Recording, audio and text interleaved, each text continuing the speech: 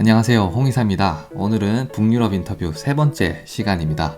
오늘 인터뷰의 주인공은 북유럽, 그 중에서도 핀란드 헬싱키에서 포어싱크라고 하는 한인 최초의 스타트업에서 일하고 계신 박솔림님입니다. 포어싱크는 인공지능을 기반으로 사용자 데이터를 이렇게 분석해서 자동으로 이렇게 제품을 추천해주는 회사고요. 거기에서 박솔림님은 COO로 일하고 계십니다. 한인 최초의 스타트업에서 일하시기도 하지만 핀란드에서 최초로 한인으로는 최초로 스타트업 비자를 발급받으신 분이기도 합니다. 정말 대단하죠? 헬싱키는 유럽에서 가장 큰 스타트업 행사 슬러시가 열리는 곳이기도 하고요. 대학생분들의 창업 열기도 엄청 뜨거울 만큼 굉장히 스타트업 문화가 활발히 일어나고 있는 곳입니다. 어떻게 이 인구 550만 밖에 안 되는 작은 나라에서 스타트업에 이런 문화가 발생되고 유럽의 스타트업 중심지가 될 수 있었을까요? 핀란드 사람들이 정말 중요하게 생각하는 것은 서로 간의 신뢰라고 합니다. 신뢰를 한번 잃으면 나라에서 살기가 어려워질 정도로 서로 간의 평판과 신뢰가 중요하다고 하는데요. 핀란드에서는 이 신뢰를 바탕으로 이 스타트업 생태계가 점점 더 견고해질 수 있었다고 합니다. 그럼 솔리님이 전해주시는 스타트업 이야기와 핀란드 문화 이야기 한번 들어보러 가시죠.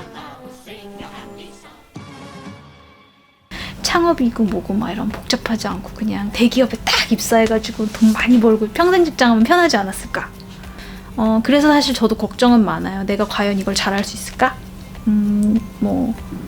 망하면 어떡하지? 제 이름은 박솔입이고요. 한국에서 나고 자라서 울산이 고향입니다. 울산에서 나고 자라서 한국에서 대학까지 나오고 미국에 석사 유학을 갔다가 다시 한국에 돌아가서 일을 하고 이제는 핀란드에 있습니다. 그래서 핀란드에서 지금 현재 포어팅크라고 하는 스타트업에서 지금 코파운더로 활동을 하고 있고요. 최근에 직원 한 분 오셔서 이제 4명이 된 작은 꼬꼬마 스타트업입니다. 작년에 핀란드에서 스타트업 비자라는 걸 받았고요.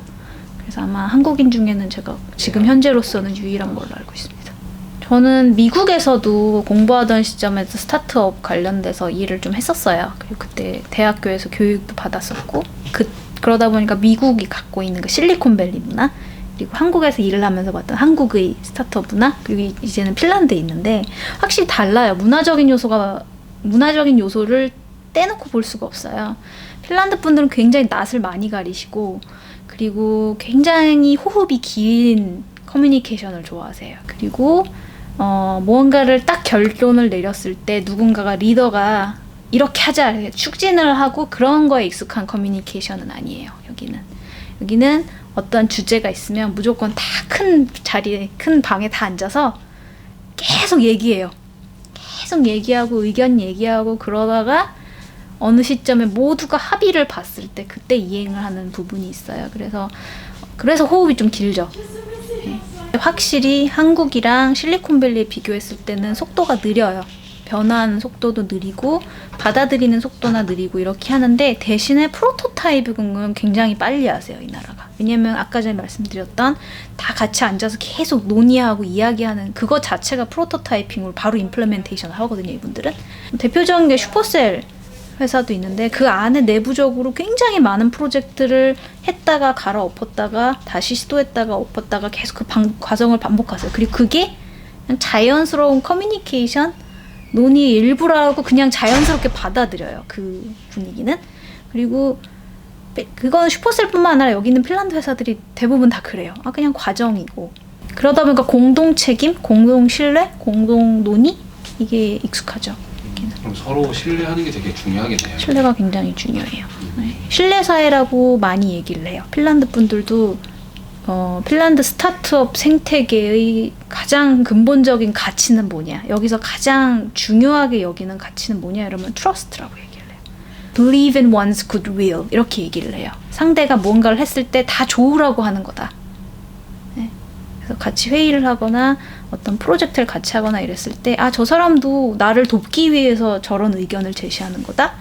저 사람도 우리 회사 잘 되라고 저렇게 하는 거다.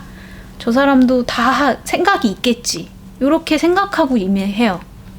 그래서 그렇기 때문에 이제 검열하고 검수하고 체크하는 프로세스가 확실히 많이 없어요. 예.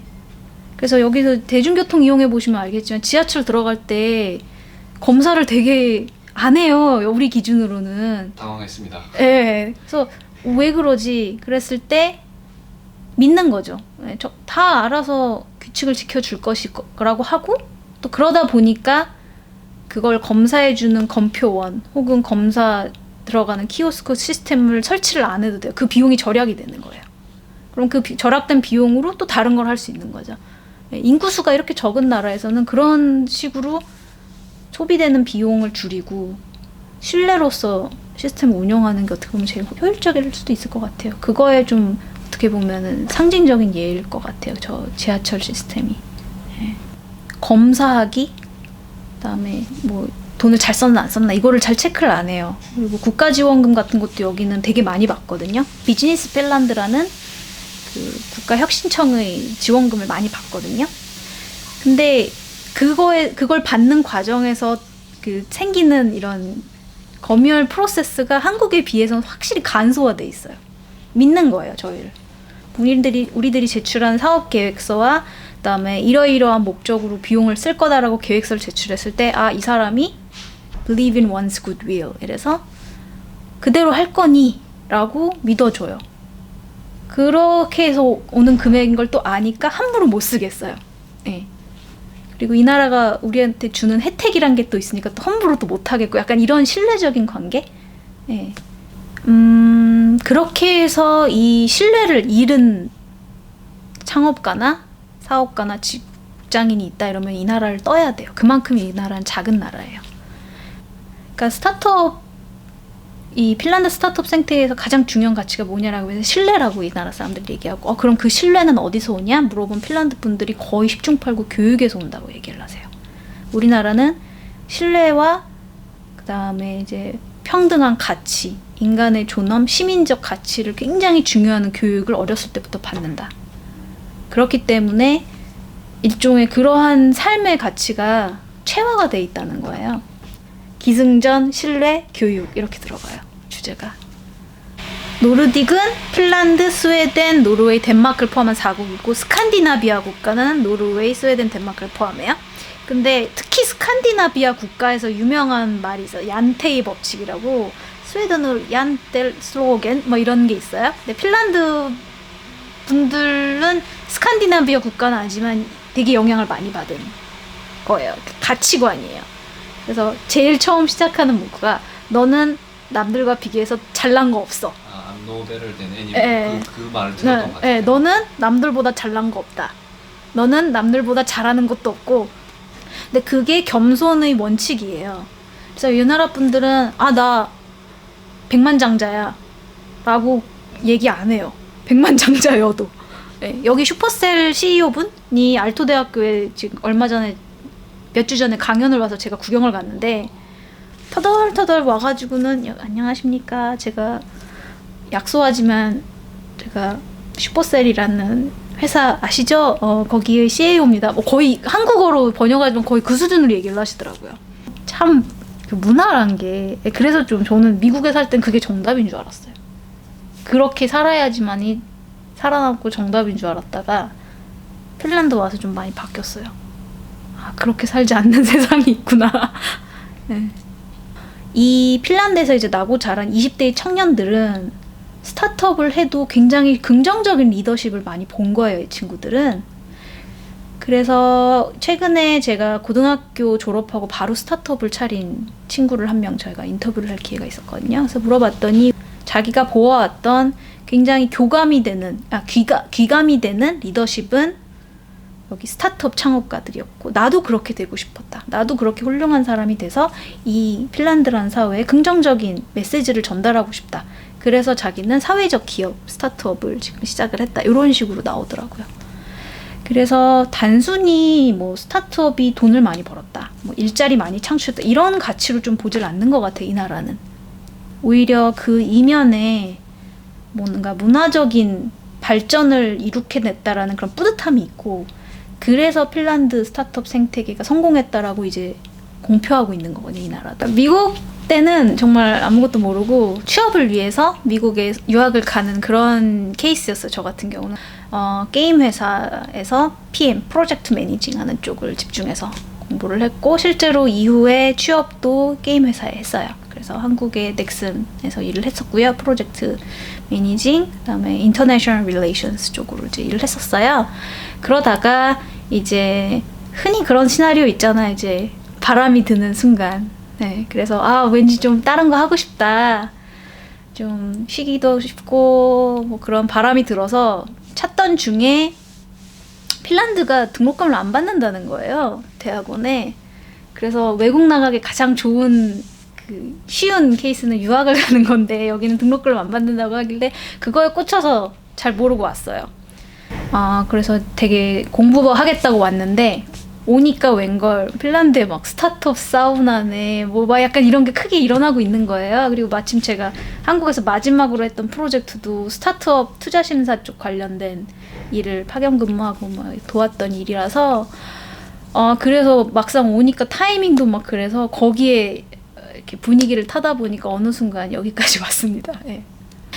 이커머스 솔루션 회사이고요. 그리고 인공지능을 기반으로 해서 유저들이 모바일 앱을 이렇게 제품을 스와이핑해서 볼 때 이 행동 패턴을 분석해서 실시간으로 뒤에서 상품 리스트를 최적화 개인화합니다. 그래서 지금 보고 계시는 상품 리스트랑 그다음에 제가 보는 리스트가 어느 시점에서 달라져 있을 거예요. 관심 있는 제품은 더 많이 볼 거고 관심 없는 제품은 스킵을 할 테니까 그거를 기반해서 저희가 상품 리스트 실시간으로 바꾸는 거고요. 저희 코파운더이신 배동훈 대표님이 예전에 LG전자, 노키아 계속 일하시고 UX 쪽 전문가이시거든요. 그러다가 핀란드까지 오시게 된 분인데 이분이 굉장히 오랫동안 구상을 해오셨던 디자인이에요. 그리고 거기에 인공지능 이제 전문가까지 여기 핀란드에 계신 분까지 합쳐지면서 이거를 상용화 시켜봐야겠다라고 해서 도전을 하시게 된 거고. 그러면 타겟 유저는 이커머스 네. 회사들을 위한 솔루션인 네. 거죠? 그래서 저희 이커머스 분들이라면 온라인 쇼핑몰을 가지고 계신 분들이라면 저한테 연락을 해주십시오. 네. 저희가 앱 그리고 인공지능 시스템이 탑재된 앱을 저희가 개발해드리겠습니다. 그래서 사실 저도 걱정은 많아요. 내가 과연 이걸 잘할 수 있을까? 뭐 망하면 어떡하지? 막 이런 고민 누구나 다 하겠죠. 근데 그럼에도 불구하고 저의 멘탈을 잘 잡아주는 거는 실패도 배움의 과정이다라고 포용해주는 이 문화? 그거 덕분인 것 같아요. 예. 약간 여러 가지 일을 벌렸는데 그것이 과연 다 잘 됐느냐? 아니면 만족스러울 만한 결과를 냈느냐? 그거는 아무래도 아닐 수도 있어요. 실수도 많이 했었고 우야부야 흐지부지된 프로젝트도 많고 근데 이제 그렇게 해도 괜찮아 라는 메시지를 끊임없이 저한테 스스로 남기고 있죠. 네.